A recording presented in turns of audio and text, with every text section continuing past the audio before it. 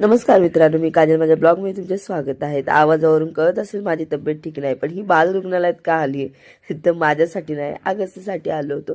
अगस्तीला माझ्या 5 दिवस झाले काय तब्येत ठीक नाही. डॉक्टर बोलले एकदा परत दाखवून घ्या, त्याला बरं वाटतंय, पण थोडासा ताप वाढला होता आणि कप पडतो की नाही बाहेर हे काय आम्हाला कळत नव्हतं. त्यामुळे आम्ही आलो होतो. तर ते बोलले की त्याचा कप एक त्याला औषध वगैरे दिलं, इंजेक्शन. ते कपाच्या औषधामध्ये टाकून येणं 2 ml, त्याला वाफ द्यायची, असं त्यांनी जरा चेंज करून दिलं. आणि मग आम्ही आलो परत दुसऱ्या दवाखान्यात, नांगरे हॉस्पिटलला. इथे मी चेकअपला येत असते नेहमी. मला खरंच खूपच कणकणी आली होती, कारण अगस्तीला घेऊन घेऊन म्हटल्यानंतर मलाच कसं तरी होत होतं की याला ॲडजस्ट करू की मला करतो. पण त्याच्या डॅडा हाफ डे घेतलेला होता. आणि मग घरी आल्यानंतर अगस्तीच्या डॅडाला जे डॉक्टरने सांगितलं, इंजेक्शन वगैरे काढून बॉटलचं ते वाफेमध्ये टाकायचं. तर अगस्तीच्या डॅडा थोड्या वेळासाठी स्वतःला डॉक्टर समजत होते, काय त्यांना बघूनच वाटत होतं. अगस्ती माझा काय रडत नव्हता, मस्त वाफ हाताने पण घेत होतो.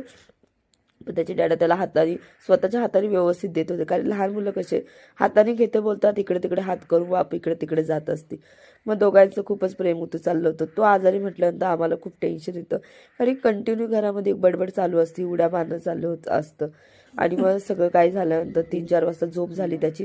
त्याला जरा मी फ्रेश वगैरे केलं, पुसून घेतलं गरम पाण्याने, पावडर वगैरे लावला, कारण त्याला रोजची सवय आहे फ्रेश होऊन बाहेर जायचं. आणि 3-4 दिवस झाले त्याला काही घेऊनच गेली नाही.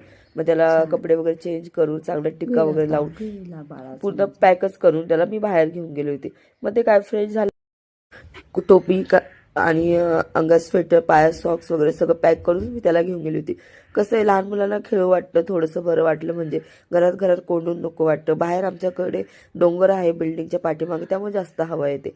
आणि त्याचा समोरच मित्र आहे बघा, तो त्याला नेहमी आवाज देत होता आणि देत असतो. आणि आजही खूप आवाज देत होता की खाली ये खाली. मग आम्ही संध्याकाळचा बेत केला, स्वयंपाक जास्त काय करायचं नाही, चपात्या वगैरे, पावभाजी.